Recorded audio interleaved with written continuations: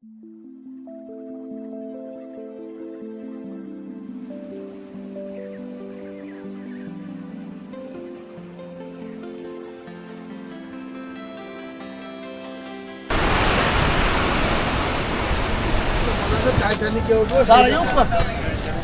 মানুষ এইগুলি কি আসাদ ভাই টাইটানিকে উঠতেছেন? তাহলে টাইটানিকে উঠতেছি তো ম্যাডাম।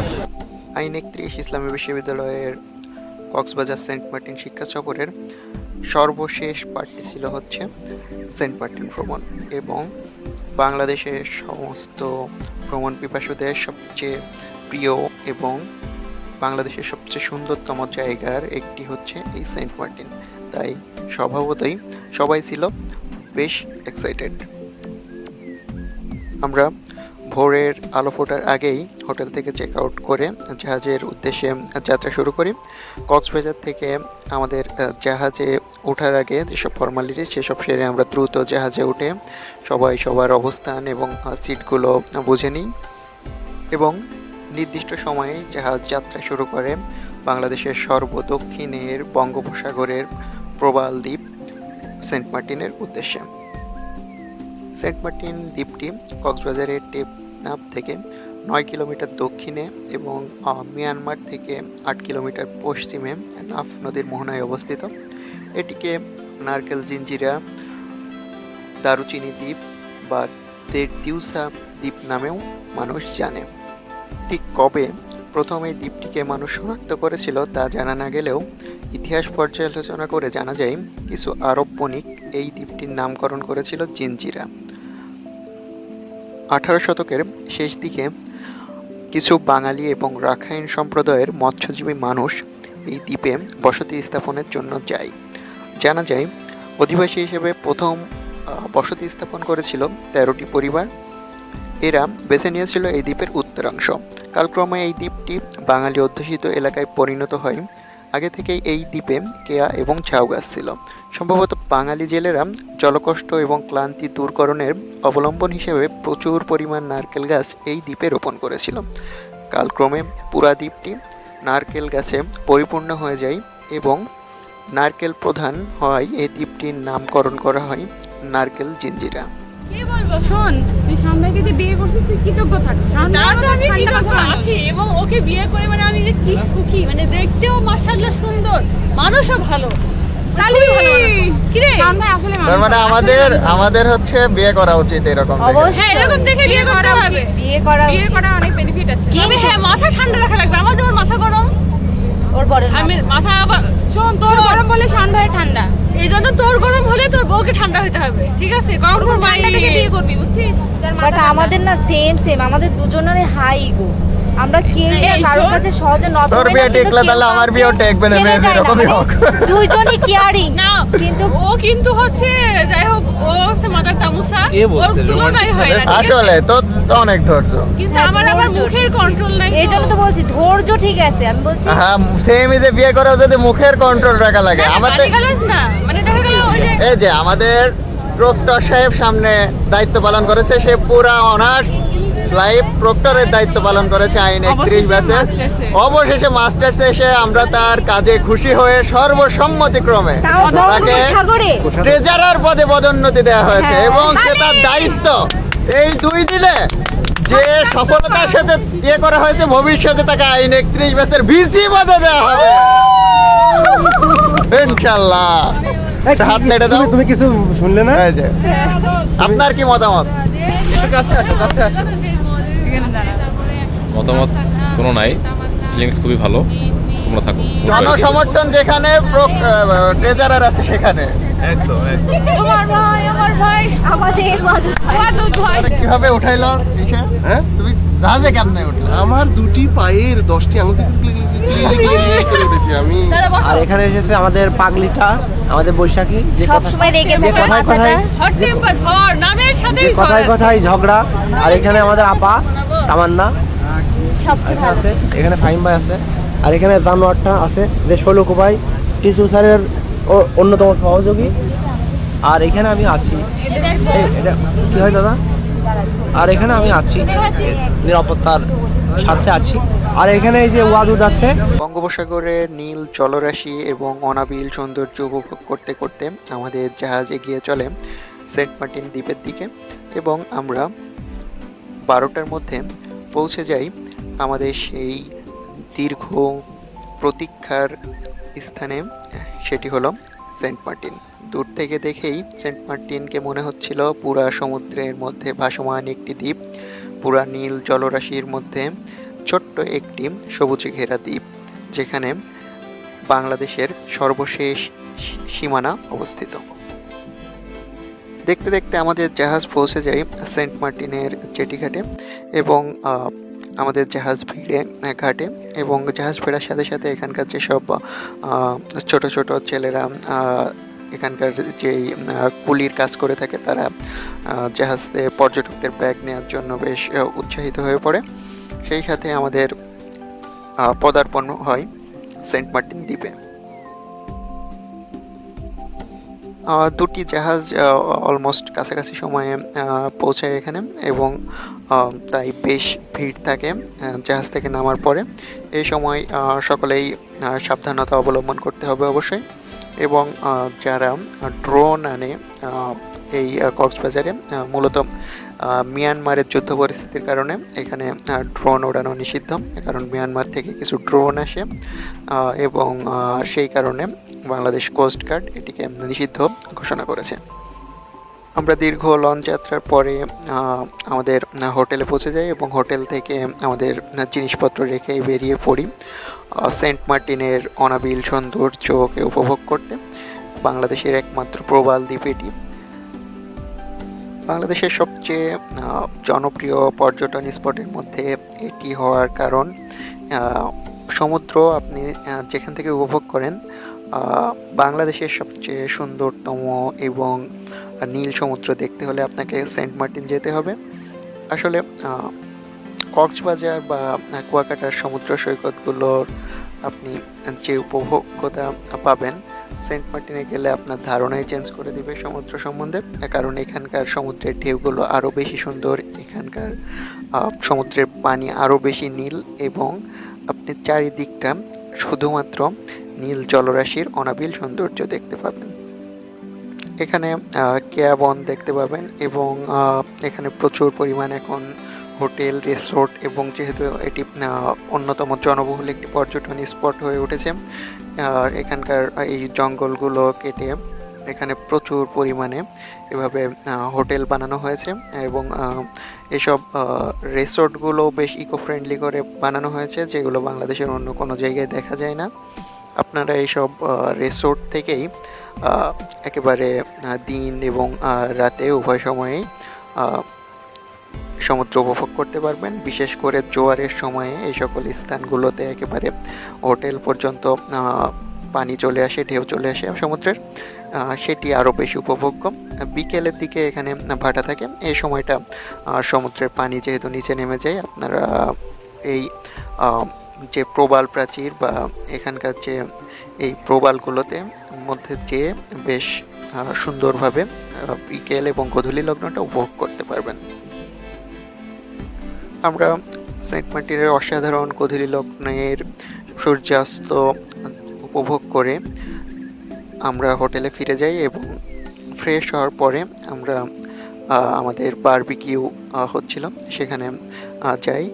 আসলে সেন্ট মার্টিন আসলে অধিকাংশ পর্যটকরাই চেষ্টা করে বারবিকিউয়ের স্বাদ উপভোগ করার। এখানকার সামুদ্রিক মাছের বারবিকিউগুলো বেশ সুন্দর এবং জনপ্রিয়। আমাদের আয়োজন ছিল কোরাল বারবিকিউ, কারণ কোরাল বারবিকিউটা সব হচ্ছে এখানকার সুস্বাদু বারবিকিউ এবং পর্যটকরা চেষ্টা করে এই কোরাল বারবিকিউটা নেওয়ার। রাতের সমুদ্রের গর্জন আমরা এই রেস্টুরেন্টের বহির্ভাগ থেকেই নিতে পারছিলাম এবং এখানে এই রিসোর্টগুলো থেকে এই সমুদ্র উপভোগ করার জন্য বেশ ছোট ছোট বসার জায়গা, আড্ডা দেওয়ার জায়গা তৈরি করে রেখেছে, যেগুলো আরও বেশি উপভোগ্য। আসলে সমুদ্র যদি কেউ অ্যাকচুয়ালি উপভোগ করতে চায় তাহলে অবশ্যই আমার মনে হয় তার সেন্ট মার্টিন যাওয়া উচিত। এখানকার সমুদ্রটা এবং এখানকার রিসোর্টগুলোর যে ভাইবস সেটি আসলে অন্য কোথাও পাওয়া সম্ভব নয়।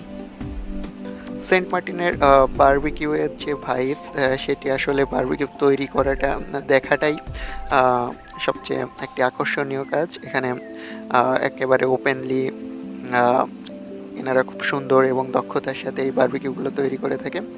মেরিনেট করে রাখা মাছগুলো গরম কয়লার উপর দেওয়ার পরে যে ধোঁয়া সৃষ্টি হয় এবং এর যে ঘ্রাণ সেটি খুবই লোভনীয় আর কি। তো আমাদের বারবিকিউ প্রস্তুত হওয়ার পরে আমরা সকলে মিলে আমাদের ডিনার সেরে ফেলি এবং এই বারবিকিউটা আসলে না খেলে সেটি খুবই মিস করবে যারা সেন্ট মার্টিন যাবে। তবে আমরা সেন্ট মার্টিন ট্যুরে যেমন আনন্দ করেছি, সেন্ট মার্টিনের সৌন্দর্য উপভোগ করেছি, এদিন গভীর রাতে ঘটে যায় সেন্ট মার্টিনের অন্যতম একটি বড় দুর্ঘটনা। এবং আমরা যে রিসোর্টে বারবিকিউ করেছিলাম সেটি সহ পাশের বেশ কয়েকটি রিসোর্টে গভীর রাতে আগুন লেগে যায় এবং পর্যটকরা হতাহত না হলেও বেশ আতঙ্কগ্রস্ত হয়ে দিক বিদিক ছোটাছুটি করে।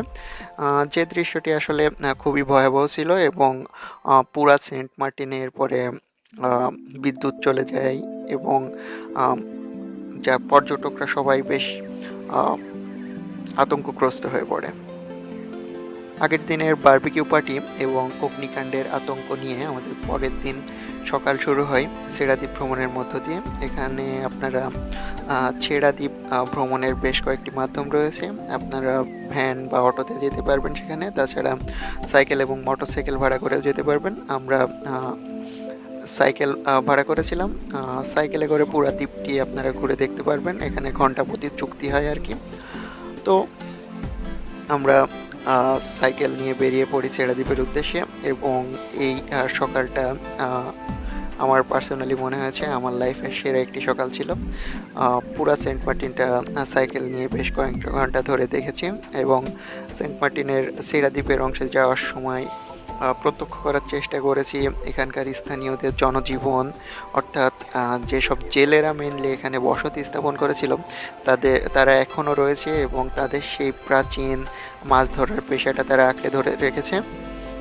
এখানকার একটি স্থানীয় জেলে বাড়িতে যেয়ে দেখার চেষ্টা করেছে আসলে সেন্ট মার্টিনের মানুষের জীবনধারা কেমন। সেখানে যে আমরা দেখতে পেয়েছি গবাদি পশুও তারা পালন করে, তাছাড়া এখানে ধান চাষও হয় তাদের খাদ্যের চাহিদা পূরণ করার জন্য। এখানকার সবাই প্রায় জেলে সম্প্রদায় এবং মাছ ধরার পাশাপাশি তারা এই সকল কৃষিকাজ করে তাদের জীবিকা নির্বাহ করে থাকে এবং তাদের ঘরবাড়িগুলো বেশ বিচিত্র। এখানকার যে স্থানীয় সামুদ্রিক গাছপালা রয়েছে সেগুলো ব্যবহার করে মূলত তারা এখানকার স্থানীয়রা ঘরবাড়িগুলো নির্মাণ করে থাকে। শুরুতেই বলেছিলাম সেন্ট মার্টিনের আরেকটি নাম হচ্ছে নারকেল জিঞ্জিরা এবং আপনারা পুরো ভিডিওতেই দেখতে পাবেন এরকম নারকেল গাছের সারি এবং এইখানকার এই নারকেলগুলো স্থানীয়দের চাহিদা পূরণের পাশাপাশি পর্যটকদের কাছেও এনারা বিক্রি করে থাকেন। এটিও এনাদের আয়ের অন্যতম একটি মাধ্যম। আমরা এভাবেই সেন্ট মার্টিনের সৌন্দর্য, স্থানীয়দের জীবনযাপন এবং সেন্ট মার্টিনকে এক্সপ্লোর করতে করতে চলে যাই ছেড়াদ্বীপের কাছাকাছি। যদিও আমরা যেতে যেতে ছেড়াদ্বীপের ওখানে যেহেতু জোয়ার চলে আসছিল, পানির কারণে আমরা ছেড়াদ্বীপের শেষ প্রান্তে যেতে পারিনি। তবুও দূর থেকে দেখেই আমরা আবার ফিরতে থাকি সেন্ট মার্টিনের আর এক অংশে এবং সেন্ট মার্টিনের মধ্য দিয়ে আমরা আসার চেষ্টা করেছি। যেহেতু সেন্ট মার্টিনটা খুবই ছোটো একটি দ্বীপ, তাই পুরো দ্বীপটাই আমার এক্সপ্লোর করার বেশ ইচ্ছা ছিল এবং সেন্ট মার্টিনের ভিতরেও আমার কাছে অসাধারণ লেগেছে। দুই পাশেই সমুদ্র, যেটি এই সেন্ট মার্টিনকে খুবই অনন্য করে তুলেছে। সকালের সেন্ট মার্টিন এক্সপ্লোর করে আসার সময়ও আমাদের চোখে পড়ে রাতে সেই ধ্বংসযজ্ঞের চিত্র। আগুন তখনও পুরোপুরি নেভেনি এবং বেশ কয়েকটি রিসোর্ট পুরাপুরি আগুনে পুড়ে যায়, সাথে পুরা সেন্ট মার্টিনে বিদ্যুৎ বিভ্রাট ঘটে এবং সেই অগ্নিকাণ্ডের পর থেকে পরের দিন আমরা আসা পর্যন্ত কোনো ধরনের বিদ্যুৎ ছিল না সেন্ট মার্টিনে। জোয়ারের সময়টা একেবারে এই সমুদ্রের বড় বড় ঢেউগুলো এসে বাড়ি খায় এই রিসোর্টের পাদদেশে, এবং পর্যটকরা পানিতে নামার পাশাপাশি এই রিসোর্ট থেকে খুব সুন্দরভাবে এই সমুদ্রকে উপভোগ করতে পারে। আমরা ফুটবল খেলা, আনন্দ মাস্তি এবং পুরাটা সময় ধরেই সেন্ট মার্টিনকে উপভোগ করেছি একেবারে প্রাণ ভরে। হাই বন্ধুরা, আমি এখন সেন্ট মার্টিন দ্বীপে আছি, এই যে দেখতে পাচ্ছেন। তো আজ আমরা এই সেন্ট মার্টিন দ্বীপে এক্সপেরিমেন্ট করব যে পানির ভিতরে কিভাবে সবাই সাঁতার কাটে। তো চলুন, এই যে আমার সাথে আছে সাকিব, তারপরে সোহাগ। তো আমরা সবাই মদ আছে, আমরা সবাই সাঁতার কাটবো এখন। চলুন দেখা যাক। আয় আয় আয় ও নামবে আয় আয় এই কিছু চলো।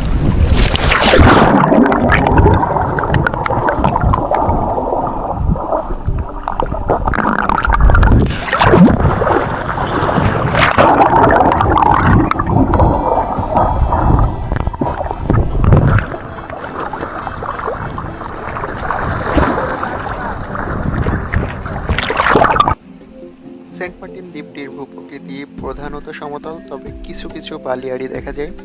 এই দ্বীপটির প্রধান গাঠনিক উপাদান হচ্ছে চুনাপাথর। দ্বীপটির উত্তর পাড়া এবং দক্ষিণ পাড়া দু জায়গায় প্রায় মাঝখানে জলাভূমি রয়েছে। এগুলো এখানকার মিঠা পানির উৎস এবং ফসল উৎপাদনে সহায়ক। দ্বীপটিতে কিছু কৃষিজ পণ্য উৎপাদন হলেও তা প্রয়োজনের তুলনায় খুবই নগণ্য, তাই সারা বছরই ট্রলার যোগে এবং পর্যটন মৌসুমে জাহাজের মাধ্যমে এখানে খাবার আমদানি করা হয়। প্রতিকূল পরিবেশ অর্থাৎ প্রাকৃতিক দুর্যোগের সময় এ খাবার আনা এবং প্রয়োজনীয় দ্রব্য আনা খুবই দুর্বিষহ হয়ে পড়ে।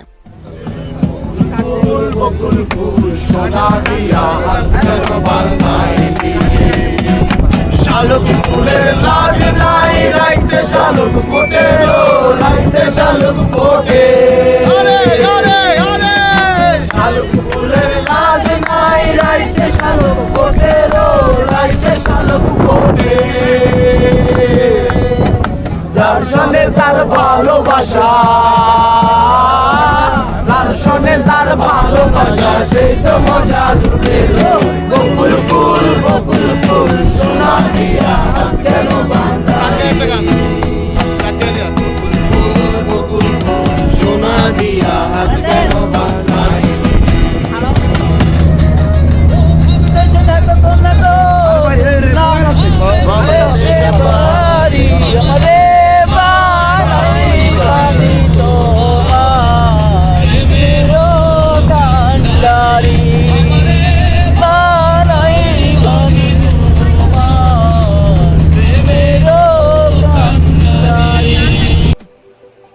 এবং বিকেলে আমরা জাহাজে রওনা দিই এবং গান, আড্ডা এবং সেন্ট মার্টিনের অসাধারণ সৌন্দর্য স্মৃতির পাতায় নিয়ে কক্সবাজারে ফিরে আসি এবং কক্সবাজার থেকে ডিনার সেরে আমরা রওনা হই ঢাকার উদ্দেশ্যে।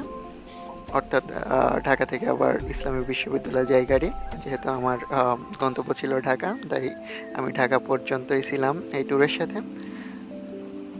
আমাদের ট্যুরের শেষ যে স্পট ছিল সেটি হচ্ছে পতেঙ্গা সি বিচ, যেটি চট্টগ্রামে অবস্থিত।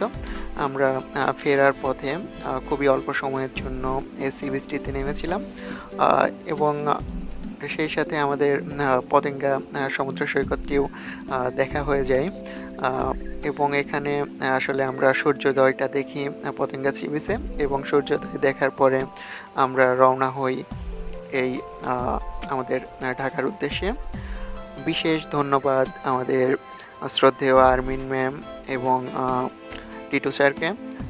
আরমিন ম্যাম ট্যুরের পুরোটা সময় আমাদের গাইড করেছেন এবং আমাদের আইন 31-এর সাথে সর্বশেষ যে স্মৃতি সেটি হচ্ছে এই ট্যুর। এবং আইন 31-এর যদি ইন্ডিভিজুয়ালি সবচেয়ে সুন্দর স্মৃতি ধরা হয় তবুও ছিল এই ট্যুরটি। ধন্যবাদ সবাইকে।